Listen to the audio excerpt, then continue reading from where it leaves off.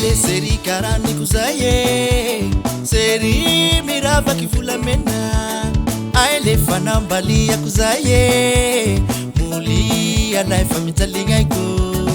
aile seri karaniko zay e seri miravaky volamena aile fanambaliako zay moli alay fa mijalignaigo asua inge asua maso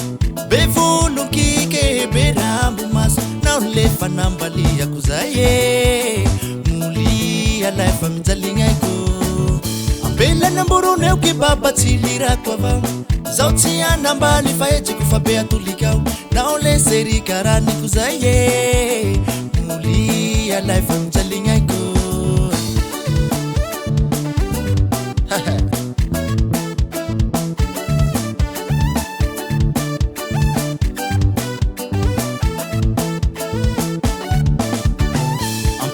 Bururu timbe nande suna manau fazauti inu na memuoti nukara manau aile seri karani kuzaye muli alai famitalinga iko sumunzara ni ankalika baba maruti manzari icha kapa ingi lekeliana chanindivali aile fanambali ya kuzaye muli alai famitalinga iko kifiru pili pile la chakanda tabu Siswatenga farati kwa erumbu ya fungafu Sailai matunga resa kutuye Rami sifatwe za humifaza ulo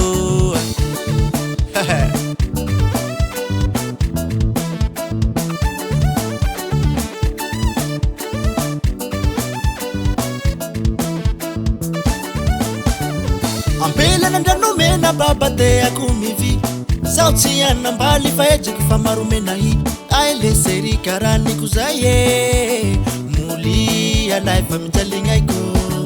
sumunzara nusinita baba marute ya ali lefa kambe wafaula ihanga lavali aile fanambali ya kuzaye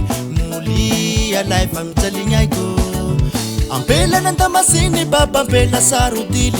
takumaswa faula ilani ya umbilini aile seri karani kuzaye muli alai famitalinga iko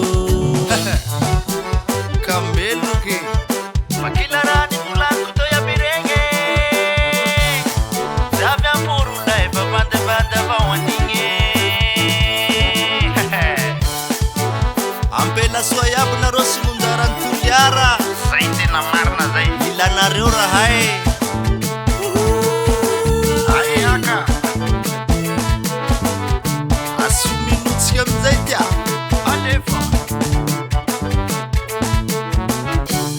Music production.